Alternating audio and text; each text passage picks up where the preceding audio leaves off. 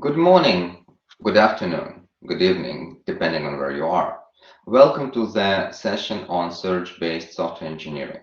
My name is Alexander Serebrenik. I'm from Eindhoven University of Technology in the Netherlands, and it's a great pleasure for me to chair this session. We have six exciting talks from the technical track, and we will have a broad discussion after the presentations. However, if you have small clarification questions, please do not hesitate to post them in the chat. Our first talk is about efficient online testing for DNN-enabled systems using surrogate assistant and many objective optimization by the team from the University of Luxembourg. And Dongwan Xin is going to give a talk. Thank you for the introduction, Alexander. So let me start sharing my screen here. And yeah, I believe you can see my screen, right? Okay, so let me start my presentation. Okay, so I'm Dongwan Xin, a research scientist at University of Luxembourg. So today I'm going to talk about efficient online testing for DNN-enabled systems. This is work done in collaboration with PhD student Vitash Ul-Haq and Professor Lionel Briand. So DNN-enabled system, in short, DES, are widely discussed nowadays. You must be very familiar with, for example, self-driving car. If you look into a self-driving car, we can easily find that there are some DNNs, essential DNNs that is for example, lane detection or object detection to deal with high-dimensional data such as images to generate the driving commands in the end. Such a DES often operates in interaction with its application environment, like the self-driving car, for example, should be able to continuously read the driving environment from its camera and other sensors, and should be able to generate adequate driving commands like steering and acceleration to best drive the car without making any safety violations while driving. And this is exactly the thing we are going to check using the online testing. However, online testing involves several challenges. There are too many driving scenarios we can think of. There are multiple safety requirements to be considered at the same time. The driving simulation itself is very computationally expensive, and there are some third-party components in which we cannot access the source code or any other internal information. So to address those challenges, we propose Samota, a black box online testing approach that combines surrogate-assisted optimization and many objective search. I want to remind that in general, search-based software testing, we compute the fitness scores of candidate test cases many times. The idea of surrogate-assisted optimization is that instead of using very expensive computationally intensive simulations to calculate the fitness score, we build a kind of surrogate models that can efficiently predict the fitness score. And only the best predicted scenarios, candidates found by the search using the surrogate models are evaluated through the expensive simulations, and then the result will be again saved into the database to build more accurate surrogate models in the next generation. On top of that, following the state-of-the-art surrogate-assisted optimization, we leverage two search phases, namely global search and local search. Briefly speaking, global search is mainly for exploring the search space, and local search is for exploiting the promising areas found by the global search. To do this, unlike the global search that uses all the data points in the database, in the local search, we begin with a clustering approach that clusters the top n data points from the database and generate one surrogate model for each cluster. This clustering approach allows us to better exploit the most promising candidates in the specific area. Our case study has used the pilot, a DES composed of multiple DNNs and other components for self-driving. And we also use Color, a high-fidelity driving simulator. And using that, we found that our clustering-based approach in local search can significantly improve the effectiveness of search, local search specifically, compared to not using the clustering approach.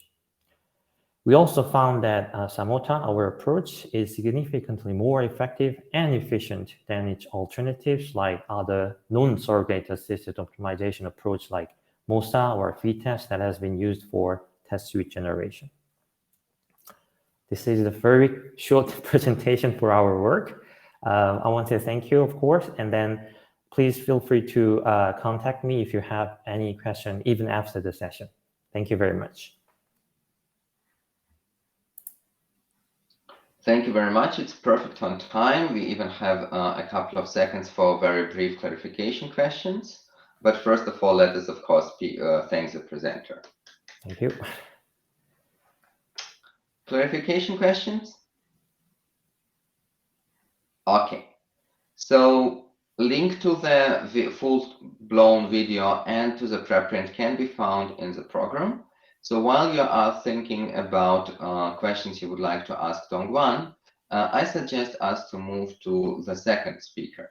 So the second paper of this presentation is Unleashing the Power of Compiler Intermediate Representation to Enhance Neural Program Embeddings.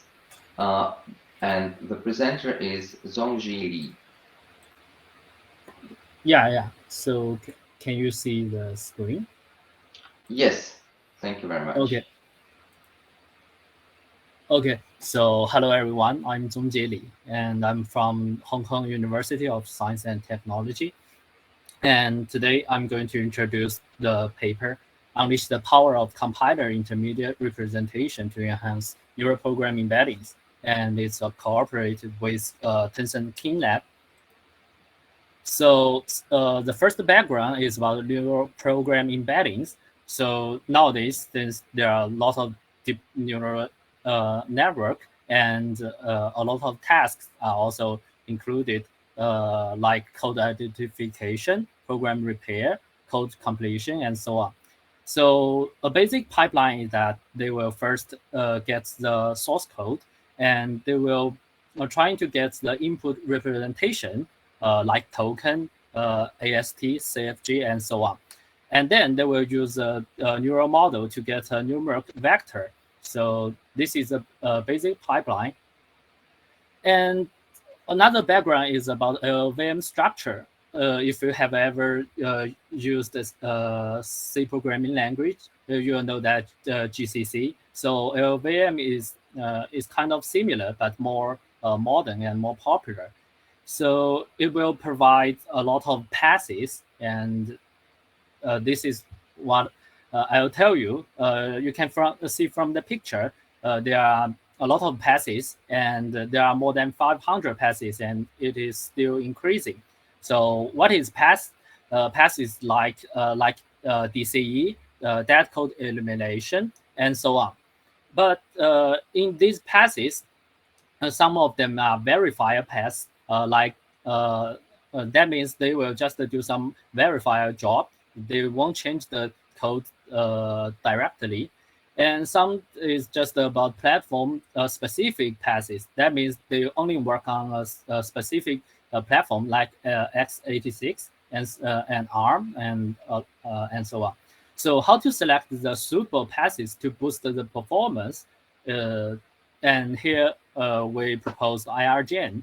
So in general, we will use the genetic algorithm to end with the fitness function, which is made up of the auto-vocabulary ratio and CFG similarity. We will select the paths which performs best, and and here we should pay attention that we won't select only one sequence of passes. We will select the top K, and we will use the top K sequence to compile the code and to train the code together to get a result. So the experimental result here shows that before we use the IRGen, the model performance is very poor. But after using the IRGen to generate the diverse IR, the final result will be much better.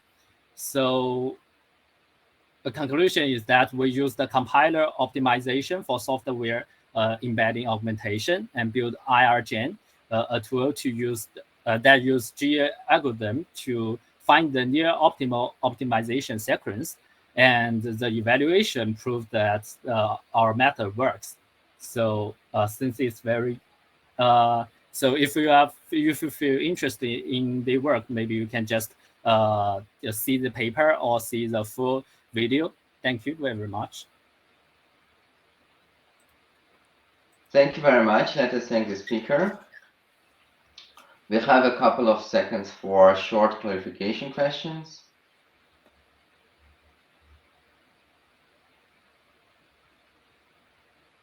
Okay. If you have any kind of technical challenges, please do not hesitate to contact us via the Meet space or in any other way you find possible. Okay, so from compiler flags to control parameters. Our third presenter is Ruidong Han, who is going to talk to us about control parameters considered harmful, detecting range specification bugs in drone configuration modules via learning-guided search. Okay, thank you, Alexander. And I will show my screen. And let's begin. Hello, everyone. My name is Ruidong Han from Xidan University, and the topic of my presentation is detecting range specification bug in drone configuration modules via learning guided search.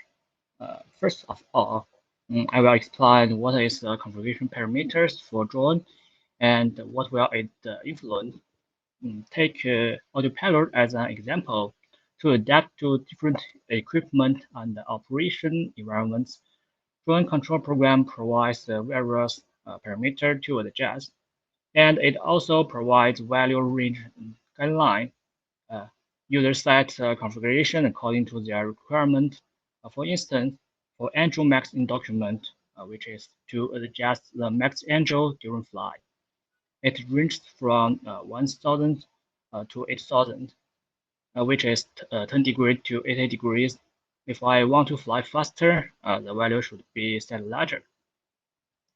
However, the function of adjusting parameters introduce a problem that lack of adequate checking for those parameter values. Specifically, some configuration within the range will trigger the unstable flight states, such as deviation or even drone crash.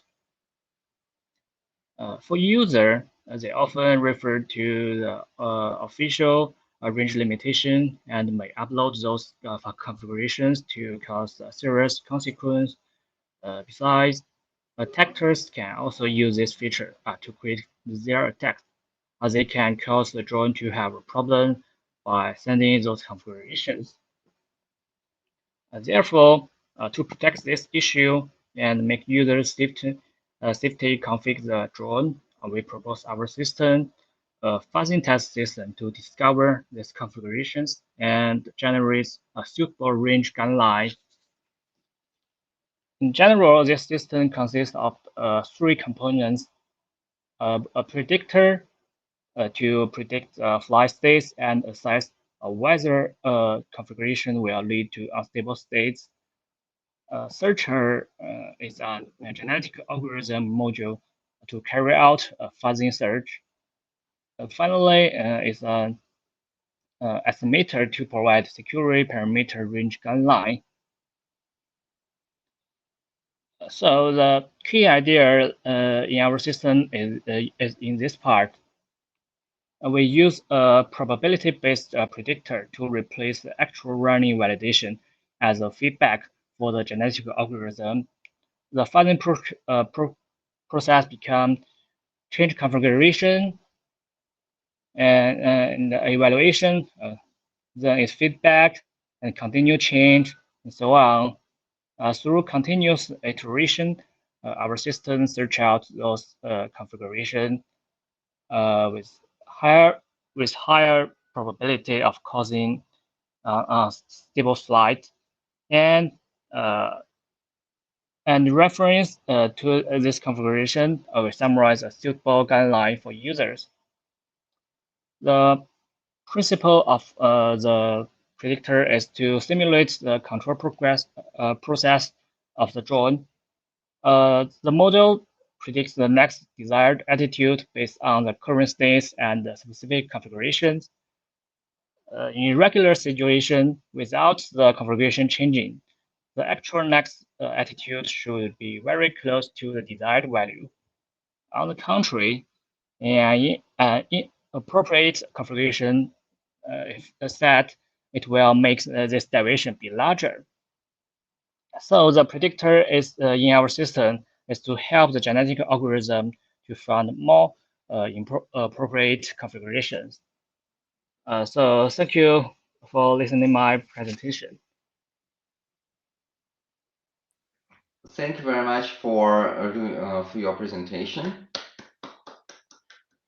And again, we have a couple of seconds for clarification questions, should some be interested in clarifications. Okay. Okay, don't see any questions in the chat yet. Let us then move to the next speaker. We are moving to the work by Yixiang and their co-authors, and the presenter will be Miqing Li on search-based diverse sampling from real-world software product clients. Please go ahead. Thank you, Alexander. Okay. Hello, everyone. Today, I'm going to talk about a piece of work trying to diversify samples when sampling configurations from software product line. This is a joint work, and my name is Miqing Li. I'm from University of Birmingham, UK, and my research interest is evolutionary algorithm and multi-objective optimization and the applications in software engineering. So SPL, software product line, refers to software engineering method to create similar software products or configurations from a common set of features called feature model. Large real-world SPLS often encompass thousands or tens of thousands of features. And the configuration space could be prohibitively large. So in this case, we need to sample configurations. We can't do exhaustive research. We can't consider all the possible configurations. We need to sample a set of representative configurations. So given that this paper focuses on diversifying sampler configurations with respect to the number of selected features, then the one question is why this the number of selected features matters, why we consider this particular thing. And the reason is it has been found that presumed diversity in terms of the number of features in sampler configurations can directly improve the accuracy of performance prediction. But unfortunately, existing samplers struggle in diversifying samplers. So for example, Uniform Sampler, SMARC, and Unigine 3 cannot provide a set of diversified samples, as we can see in the figures. And the solution, we can see, concentrates in a small range of the space. Okay. So given this work follows a recently developed diverse sampler, DDBS. So DDBS is a diverse sampler which developed very recently, and it's a very good performance. But one thing of this method is the scalability. It seems the algorithm cannot deal with the problem with much more features. For example, when the number of features is more than 100. So in this week, we're trying to solve this problem by using search-based algorithm. So basically what we do is we do two things. The first thing is we generate initial samplers using efficient static solvers. Okay, so this allowed us to always to generate valid configurations. And the second thing, which is more important, is to use novelty search to iteratively improve the diversity of sample set. Okay. So novelty search is a type of evolutionary algorithms in which there is no objective function, but rather a novelty score, trying to maximize the dissimilarity between solutions in the population. Basically, there is no something we're trying to optimize. We're trying to minimize or maximize, but there is a novelty. Okay, so we need to make sure to max the difference between the solutions in the population. We want to maximize the similarity between the solutions. Okay, so here we consider the similarity between the configurations in terms of the number of their features. Okay, so we consider 39 feature models from a real-world paper, feature models, and from a paper, and we can see the number of features range from maybe 10 or something, 10 to 50,000 something. Okay, so a wide range of feature models. And these are the result in terms of effectiveness. Here we compare our algorithm MSBS with 4 state-of-the-art SAT-based sampler, DDBS, Unity 3, and SMARC. Okay, and we can see. Sorry for interrupting you, Michin. Can you please conclude your talk? Okay. Sorry, I just yeah, and we can see our algorithm perform significantly better than others. Okay, and the last slide of this work is we can see that the efficiency of our, and it turns out our algorithms strike a good balance between the effectiveness and the efficiency. It's the only algorithm which can find the diversified samplers for all the test cases. Okay, sorry, that's all for my talk. Sorry a bit. Thank you very much for your presentation. And you might notice that we already have a very interesting discussion in the chat. So feel free to join this discussion, but also feel free to postpone your questions since we have half an hour to discuss with all of us the problems related to search-based software engineering. So let us move to the next talk. Our next talk is going to be given by Matthias Paul Gisorason, and it is about property-based automatic repair.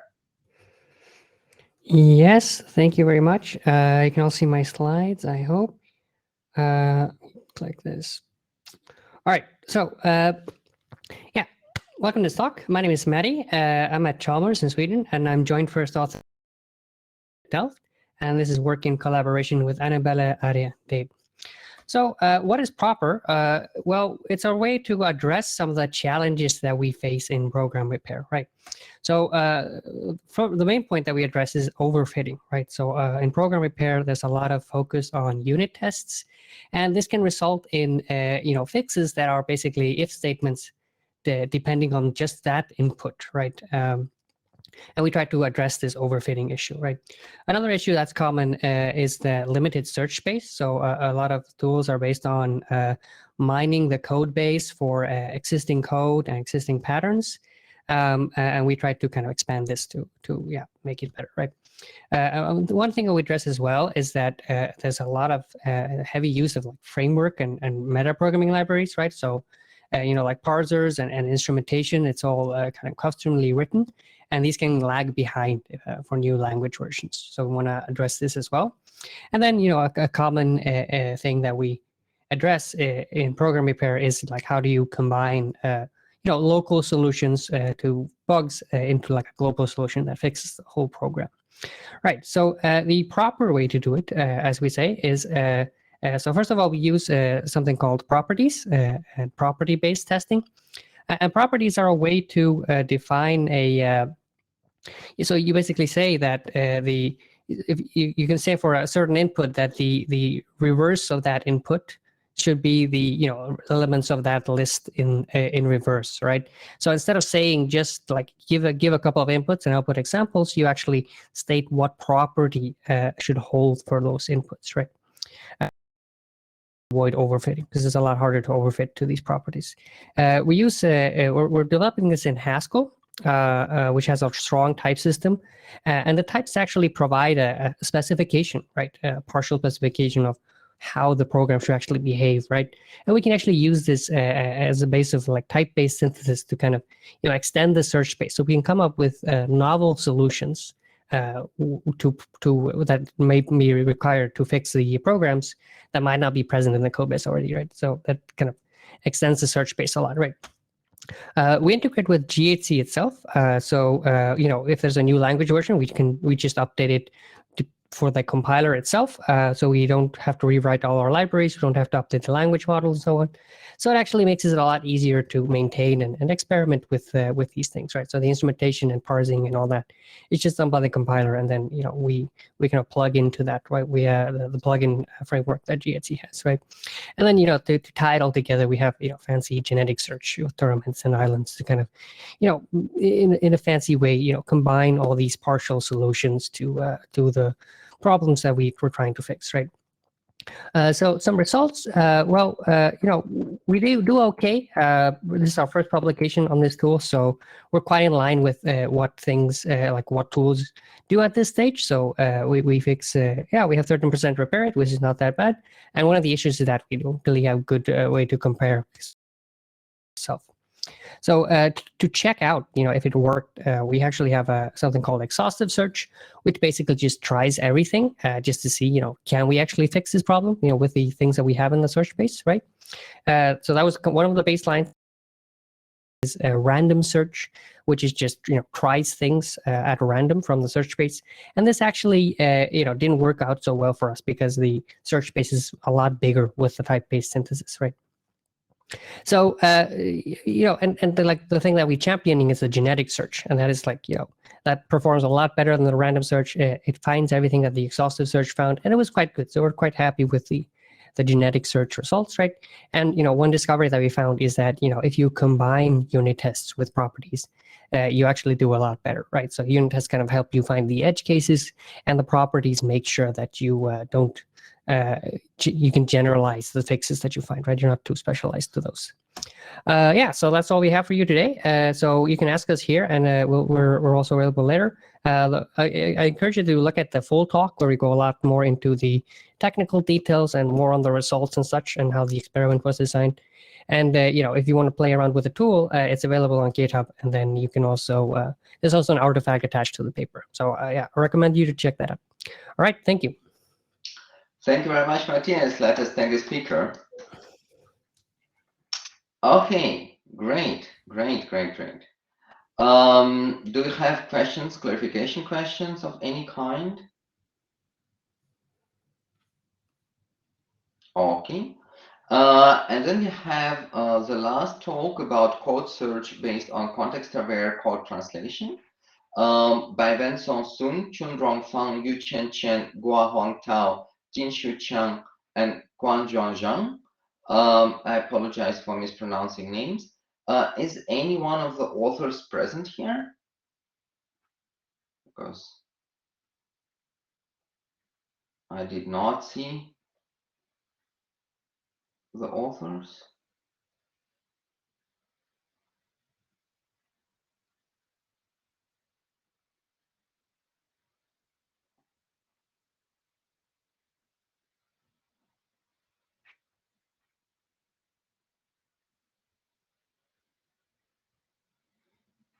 Okay.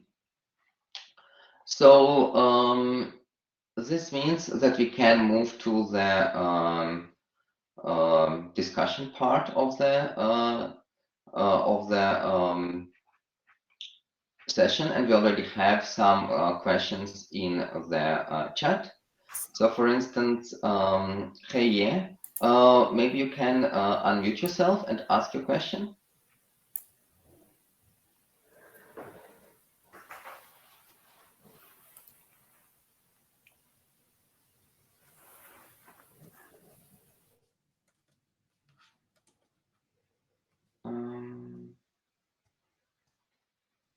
I'm not sure whether Heye hears me, but in any case, her question is to Matthias. Thank you for the talk, and it's being inspiring. And she is asking about the false positive ratio for the property-based overfitting detection compared to the. Oh, sorry. Good. I'm sorry because I do not have a mic. So yeah, the questions for the property-based overfitting detection. I was wondering the false positive ratio comparing to the unit test overfitting detection, because in some correct patches, it could also change some of the property. And then some correct patches could be falsely classified as overfitting. So is there any case methodology you can share? Right.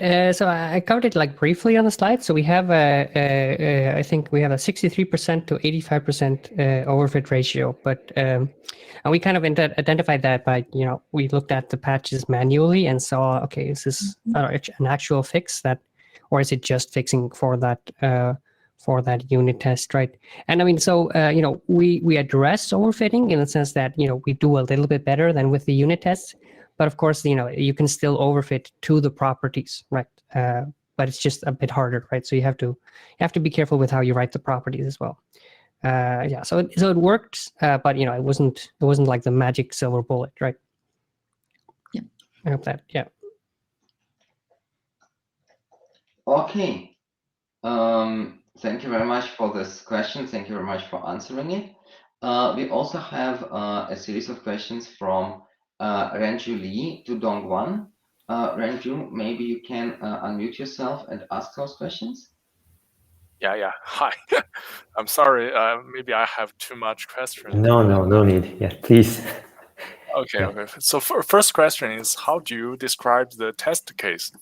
In other words, how to encode the the driving scenarios, and you need to encode them to train the surrogate model, right? So exactly. Yeah. So in short, basically a driving scenario is encoded as a vector, and each unit, each entity in a vector represents specific environmental, let's say, characteristic, like road types, straight, curved, left turn, right turn, something like that. That is one dimension.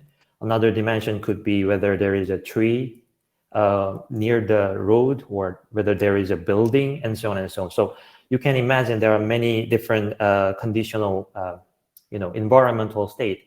Even the weather condition you can specify as a one dimension.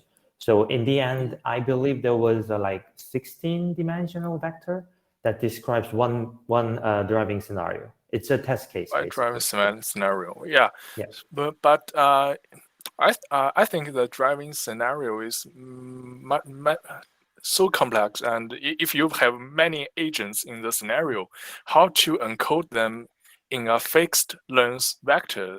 And I'm curious about that. Oh yeah, that's a very good question. Indeed, if we look into the details, there are several assumptions that we made. For example, we do not control the other vehicle's movement. We basically fix the other vehicles' trajectories. We just differ the number of vehicles surrounding vehicles. Okay, so for each, whenever there is a surrounding vehicle, the vehicle should, for example, move in a constant speed, in a very stable way, and that trajectory does not change at all.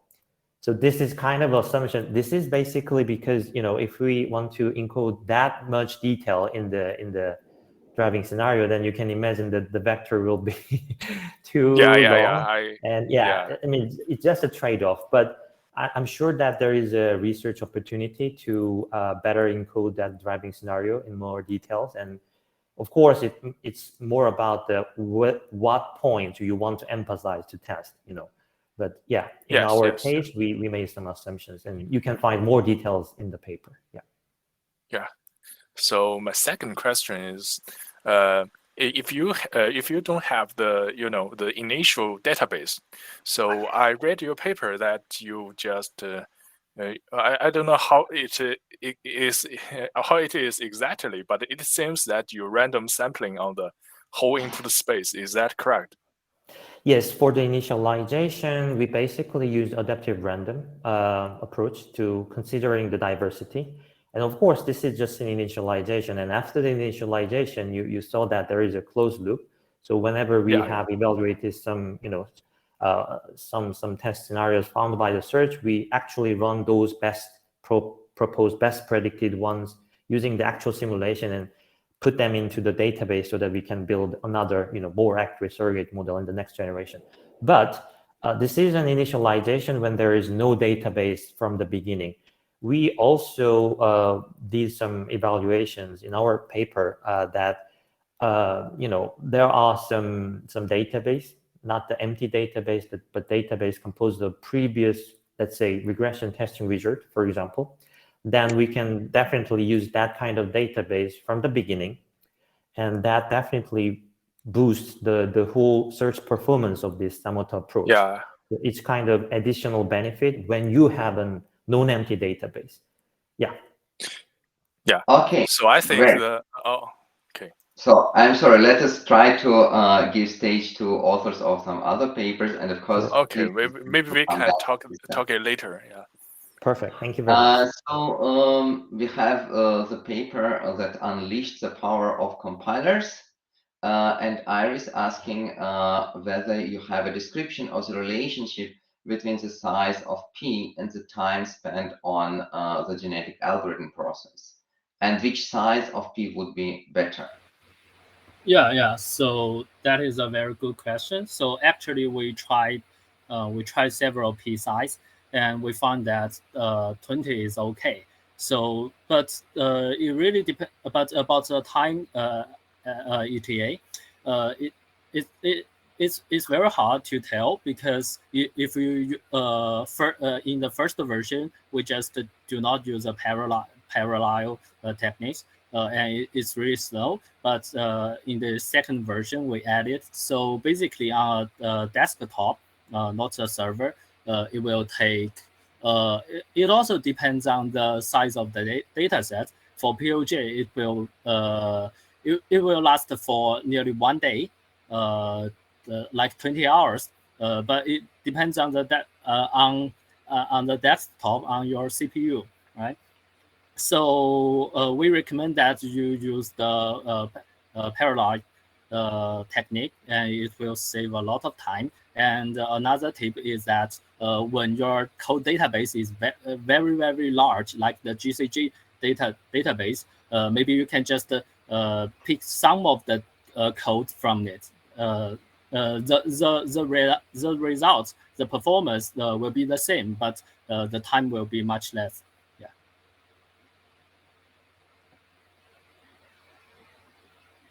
So thank you for answering this question. I would like to give the word to Matthias because he had a question for you, and I think it's similar to Iris's question. Yeah, I mean, so Iris mentioned this, and I was wondering as well. So how did it compare between languages, right? Because I know the Haskell LLVM it's a lot different from other LLVM the things. There's a lot of weird stuff going on. So like, how could you comment on how it was between different languages?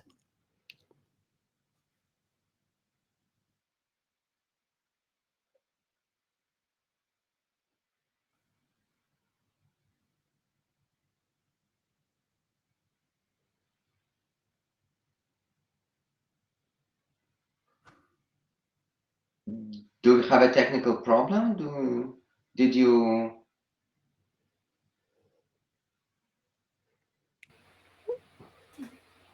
Oh, sorry for that. So about other languages, actually we've been trying that, and there's some results for Java actually. It's about Java Java bytecode, Jimpo code using Suit. But actually, for Java, I can tell you that it worked in the task of detecting the CVEs.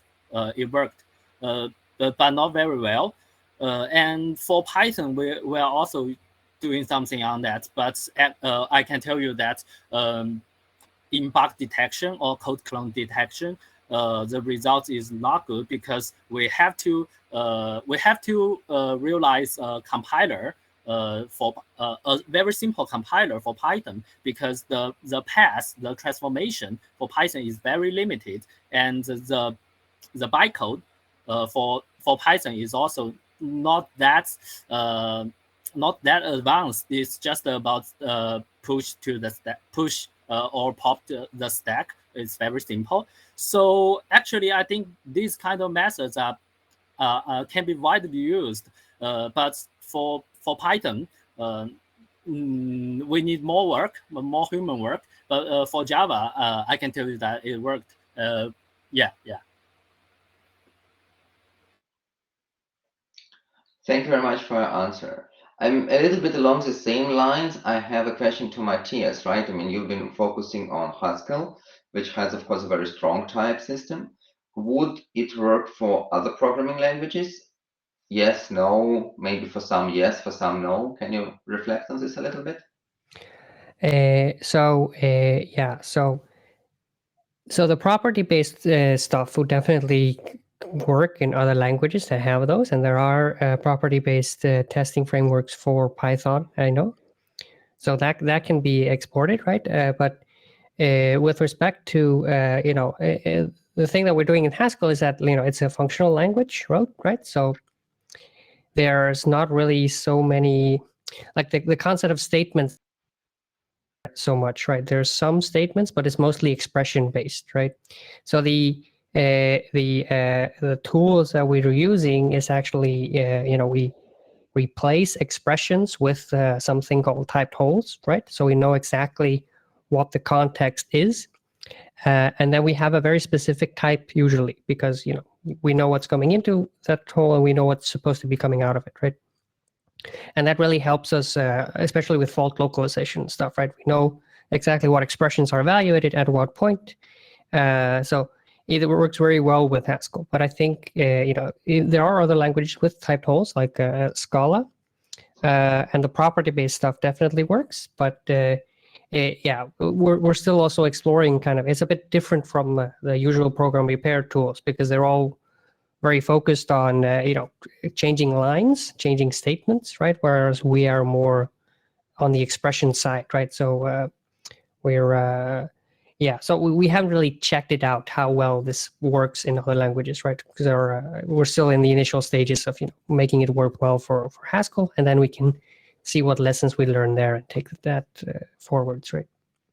So essentially, do I hear correctly that you are suggesting that your approach could work for other programming languages which are not focused so much on statements?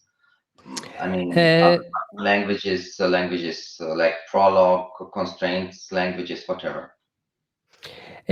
So I think so, right? But the difficult part is, if you don't have the type-based synthesis, you really have to, there's a lot more work to be done on figuring out what you might put, right? But I think So, but like if your language has some sort of like proof search, it's called, right? Like a way to come up with things that are valid in this expression, then that would work. Then that would work. I think it would work, right? But we don't have any results on that, so it's hard to kind of give a definite answer. Great. And Xavier has a follow-up clarification question. Xavier, can you please comment? Can you please unmute yourself?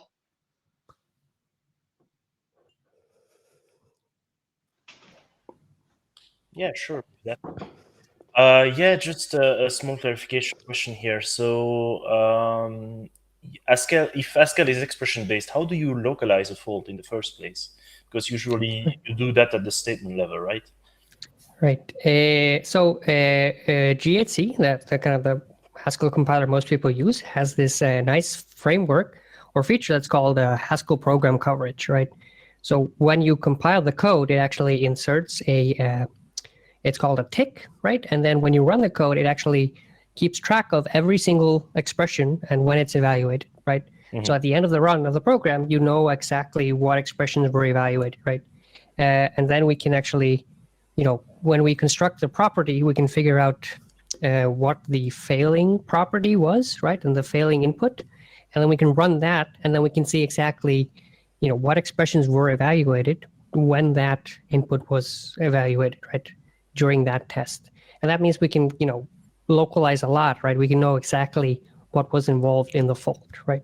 So yeah, so basically because we're all in a functional language and we know we can keep track of exactly what's being evaluated. And the other nice thing is that it's a lazy language, right? So expressions are not evaluated unless they're actually required in the result, right? So we know that even if there's some extra stuff, it's not going to be evaluated if it's not involved in the actual failing test case, right? So there's a lot of nice features that Haskell has that, really allows us to, pinpoint where the fault is. So we use a lot of those features in our work, right? Okay, thank you. Thank you very, very much. We also have a question from Roy Dong to Zhongji. Roy Dong, maybe you can unmute yourself and ask a question. Yeah. I got some simple question about that. It is possible to recompute the binary file and apply your machine? Yeah. So I only typed the first. So I'll answer this. Actually, first we are focusing on the binary file and decompile it to do the job. But actually, the result is not very good for three reasons. First, the reason is about the quality of the decompile tool. Now for C++, Redact is a very popular tool, I think, but it cannot it cannot make sure that the results, the decompiled results, can be compiled again, and the fail actually the fail rate is a little bit high. So that's the first thing, the quality of the tool. And the second thing is about the task, because for the task mainly we focus on detecting the bugs or CVEs. But actually, after the decompile, how to use the result of decompile is another thing. Like we can use the decompiled IR, but that is super lengthy. For example, if the source code is 100 line, the LLVM IR could be like 1,000 line, but the decompile, first you compile it and decompile it, the length could be 2,000, 5,000. It's super lengthy, and it's very difficult to deal with that. And the last thing, let me think, is about the techniques, because for if you feel interested, you could see the Code CMR. It's by Tencent Lab, another work. They will use some DNN techniques, but there's an assumption. The assumption is that we can extract the basic information like CFG or basically AST should be extracted, but you will find that even though you use Redact or what is that name? A very famous one, Ghidra. Yeah, Ghidra. I'm not sure that my pronunciation is good. I will put them in the back.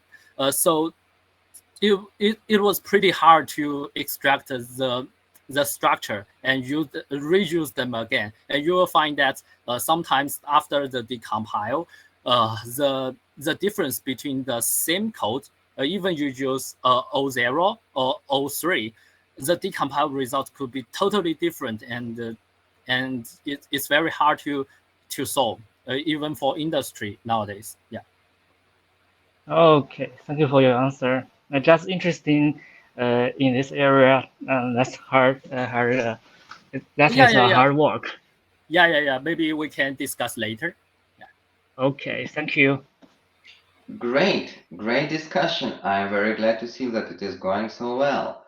I have a question for all speakers, and it's a kind of generic question, but obviously each one of you is welcome to answer it from their own perspective. So if you think about search-based software engineering as a problem domain, what would be the main challenges that we have to be working on in the coming years?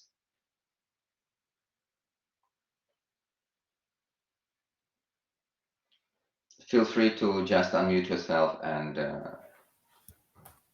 Okay, if I may say first, I think because it's kind of related to what we have done in our paper that I presented, like, okay, so one of the challenges is that we don't think about much. We don't think much about the expensive fitness evaluation so far. Actually, that was especially for my case. I didn't think of the case where the fitness evaluation takes more than 5 minutes or even more.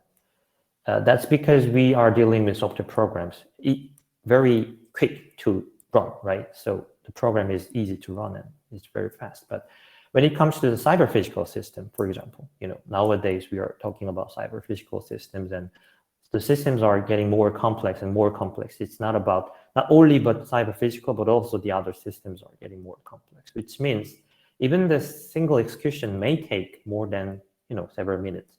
So in that case, fitness evaluation is really some trouble, and we may need to handle that in a very smart way. Of course, there are many researchers in the domain of surrogate-assisted optimization, but I found that especially in our community, SC search-based software engineering domain, we have not much, adopted those well-defined approaches in surrogate-assisted optimization. So maybe that's in my understanding, that's a very good opportunity to bring their approaches and techniques into our domain. So solving the more complex problem where the fitness function evaluation is very expensive, that could be an interesting choice. Yeah.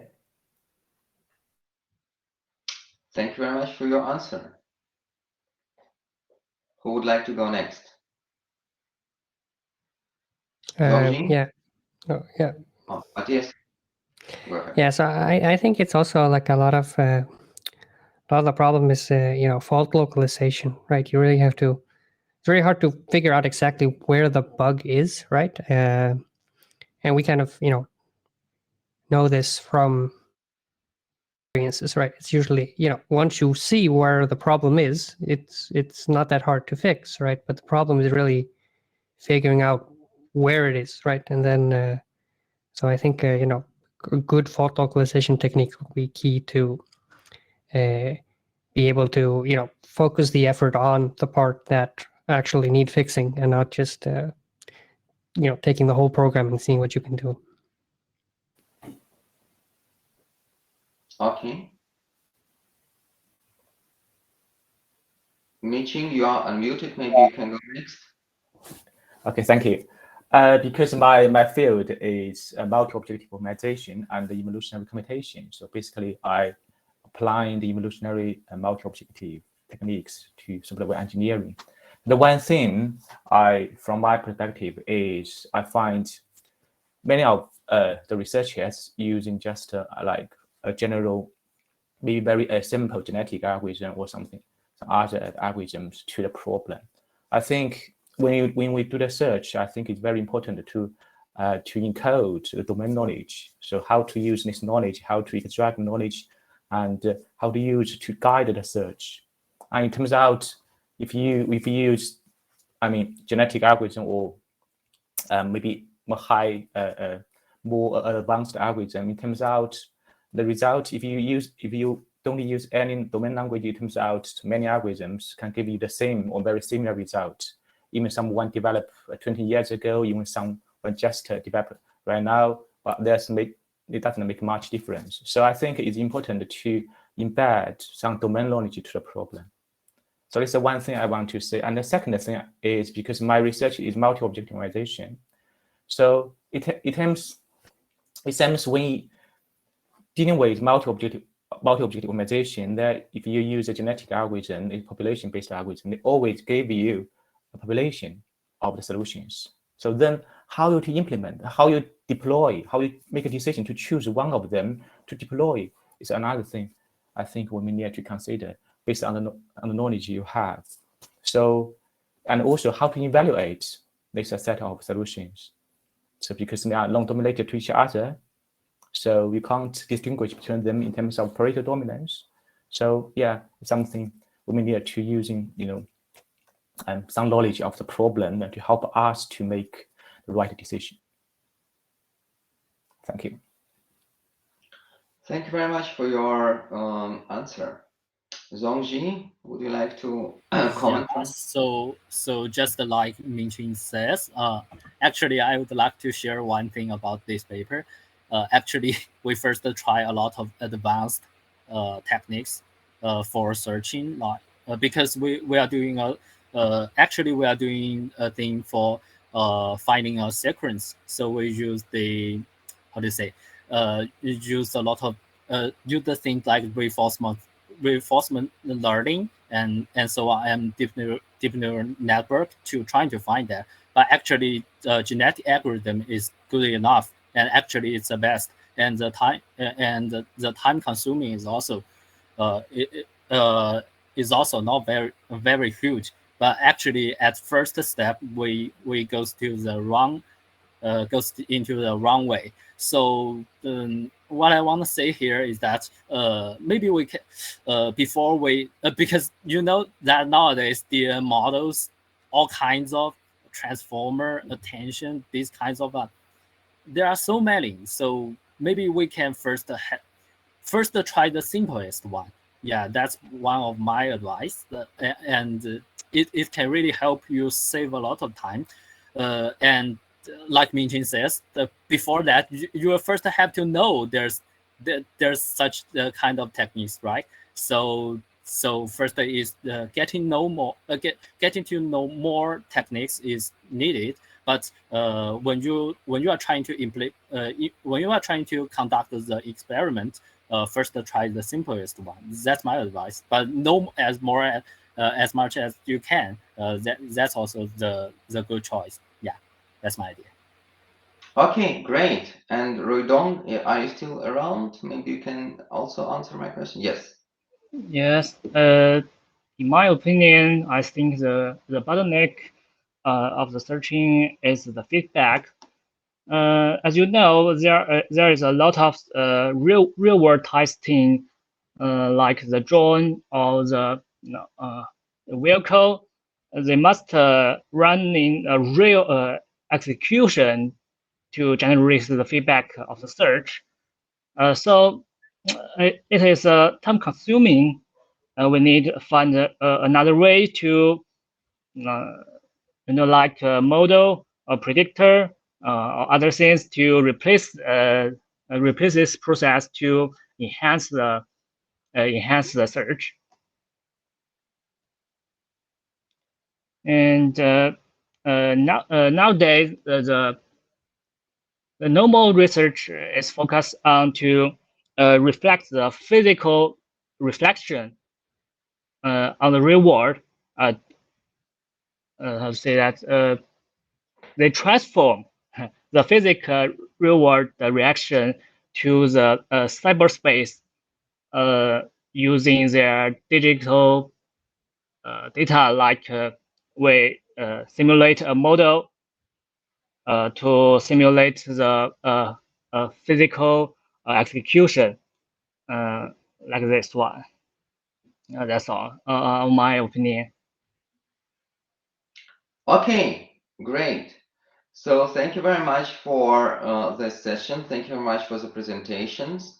My very special thanks go to Iris Xu, who was our student volunteer for this session, and of course to everybody in the audience for asking the questions and